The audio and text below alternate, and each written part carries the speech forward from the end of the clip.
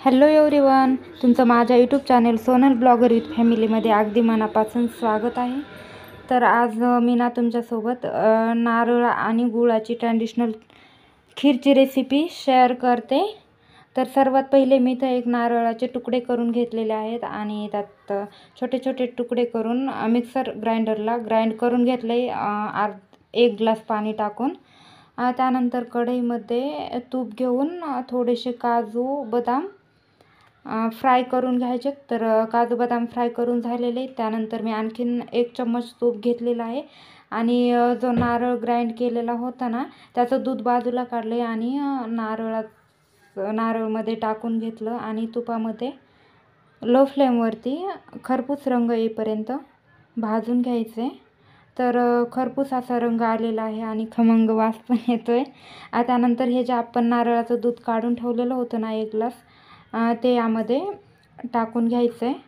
तुम्ही नॉर्मली गाय किंवा म्हशीचं दूध पण यामध्ये यूज करू शकता, पण मी नारळाचंच दूध यूज केलं आहे।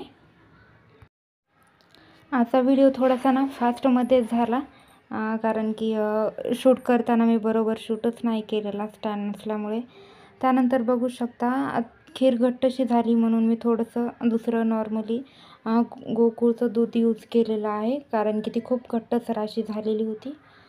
त्यानंतर लो फ्लेमवरती असंच हलवत राहायचं आहे आणि गूळ टाकलेला आहे मी अर्धा ग्लासच्या थोडासा वरती बारीक किसून घेतलेला गूळ टाकून घेतला। परत चम्मचने त्याला छान असा हलवून घ्यायचं आहे। त्यानंतर मगाशी जे ड्रायफ्रूट्स फ्राय करून घेतले होते ना, ते छोटे छोटे तुकडे करून यात वरतून मस्त असे टाकून घ्यायचे।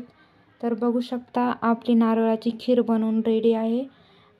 चवीला खूप छान लागते, सोबतच हेल्दी आहे। व्हिडिओ आवडल्यास लाईक करा, शेअर करा आणि हो, सबस्क्राईब पण नक्की करा। धन्यवाद।